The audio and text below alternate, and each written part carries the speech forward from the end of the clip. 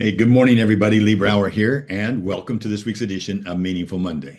I am grateful to be here, and I am glad to be here. Last week was a great week, wasn't it? For many of us, Passover and then Easter, the celebration with family, and for the things that matter most, really. Uh, I have a question for you. I mean, I had something interesting happen to me, but have you ever heard something you've never heard before that struck you and then heard it again within just a few days? Well, that happened to me last week, and I haven't stopped thinking about it since, really. I mean, you may know me as the gratitude rock guy, right? I always have a rock in my pocket for the last 25 years. Why? Just for one question. It really is just one question. And that is, can I find gratitude in this situation? I don't have to be grateful for, but regardless of the situation, can I find gratitude in this situation? Not for it, in it. You know, you've heard the saying before, you don't have to wait for the rainbow to enjoy the rain. That's why I carry a rock. It's helped me tremendously. A week ago, we do a thing called a stream team call. A stream team call is 4 or 5 entrepreneurs. We get on the phone once a week and it's an accountability call to kind of just identify what's going on in our lives. What can you hold us accountable for? What do we agree to do no matter what? One of our members, who's been with us for several years now and is a deep, dear friend, is a very successful entrepreneur, good father, good man. He's been living with cancer for well over a year or two now. I mean, it seems like it's been a while. And, you know, he's always been a beacon of positivity, but he hit us with something that really hit us here, actually. Because for the first time, he acknowledged that this is a cancer that has no known cure. He's always used that three-letter yet word at the end of it. And we could tell he was troubled. And we listened, we cared, we prayed afterwards. We prayed each in our families. I know we did as in our family and continue to do so. But then he reached out to us last week, 2 or 3 days later, with a text that said this: Memento Mori, Memento Mori.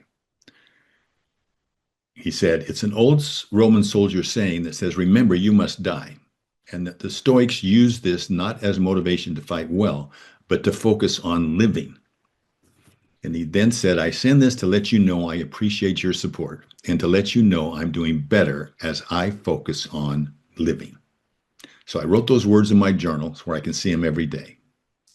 Now, fast forward a couple of days, last Thursday, my son Nate with his wife Lauren and three of their daughters, Jane, Lila, and Alice, visited us in St. George where we live.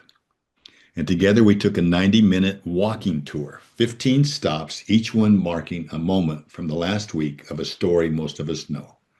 The story of Christ, starting with the Passover all the way through his crucifixion. It was a great moment together with family. But one line was in there that just kind of hit me. I had to stop and pause and think about it, still think about it. And all it said was very simple. Easter is an invitation.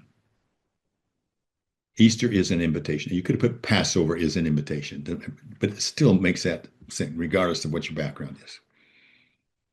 It was the simplest, most profound description I've ever heard. It wasn't a requirement. It wasn't a verdict. It was just a door standing open.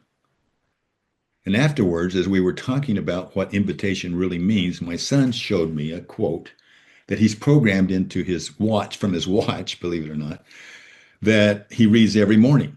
And guess what it says? Memento Mori, the same thing that our friend had just told us about. Now, I'd never heard that expression in my life before, but yet within a few days, I hear it twice. I've got to keep it now.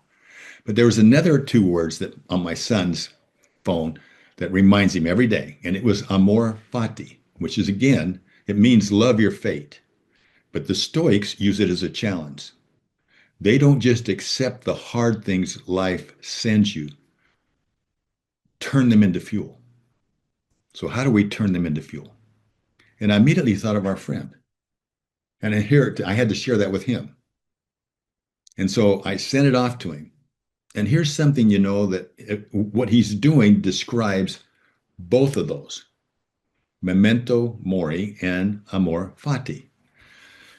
He's facing something that none of us would choose, but he doesn't just accept it. He grabbed it, he's named it, and he's sending it back to us as a gift. It's Amor Fati lived out loud. So here's what I'm taking away from all of this. Memento Mori whispers, this life is precious. Don't sleepwalk through it. Amor Fati shouts, and whatever comes your way, use it, all of it. You see, together they're not a philosophy. They're an invitation. It's that same invitation that's been standing open for a very long time. To live fully, love deeply, and let even the hard things make you better rather than bitter. The rock in my pocket, it asks, can I find gratitude in this? Memento Mori asks, am I actually living it? Amor Fati asks, am I turning this into fuel? 3 questions, 1 pocket every day. So sometime this week, maybe even today, when you feel the weight of whatever you're carrying, pause, take a breath, and ask yourself all 3. Can I find gratitude in this? Am I actually living it fully right now? And can I turn this into fuel? For all you ripple makers out there, your ripples don't have to be loud. Sometimes the most powerful ripple you'll ever make is just a quiet decision to stop sleepwalking through your life and own it and live it. Let's have a meaningful week. I look forward to talking to you next week. Bye-bye.